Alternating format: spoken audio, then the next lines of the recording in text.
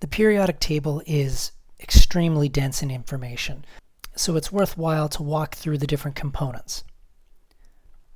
The table itself is composed of groups and periods. Groups are collections of elements in a column, and periods are a collection of elements in a row. Elements within a single group or within a single column are going to have similar physical properties to one another. So in this example, element number 22, number 40, number 72, and number 104 will all have similarities in their properties. Elements in the same horizontal left to right row of the periodic table belong to the same period. And these elements will not necessarily have any similarities in chemical behavior or chemical properties.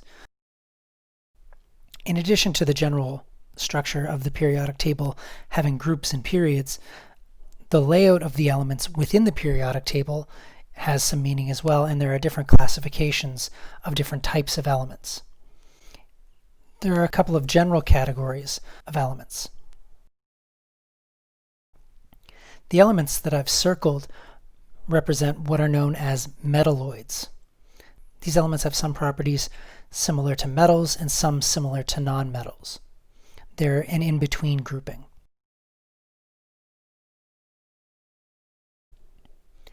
Everything to the right-hand side of the metalloids are referred to as nonmetals, and everything to the left-hand side are metals. It's important to note that the two rows that are typically shown at the bottom of the periodic table belong to the metals. Beyond the general categories of metal, nonmetal, and metalloid, individual groups and sections of the periodic table also have specific names. And it's important to know these names because it makes it easier to refer to sections of the periodic table rather than listing all the elements within that section. The very far left-hand side of the periodic table, in the very first group, are the alkali metals. So everything from hydrogen at number 1 down to francium at number 87 belongs to the alkali metals. Everything from beryllium, element number 4, to radium, element number 88, belongs to the alkaline earth metals.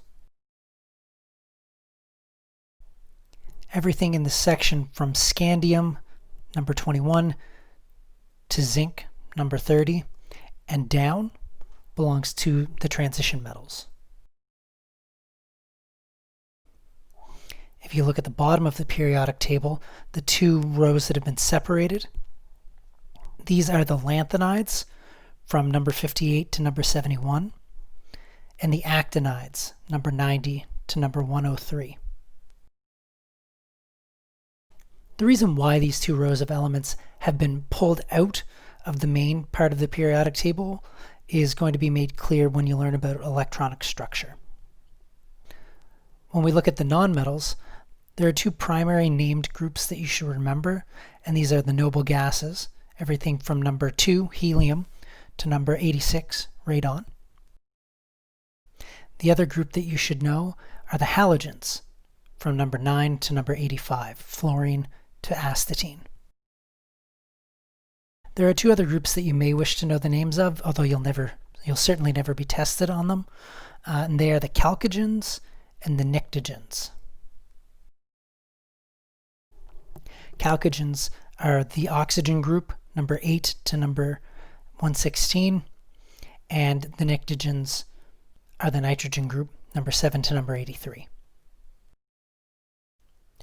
Finally, it's worth knowing the naturally occurring state of a couple of the elements.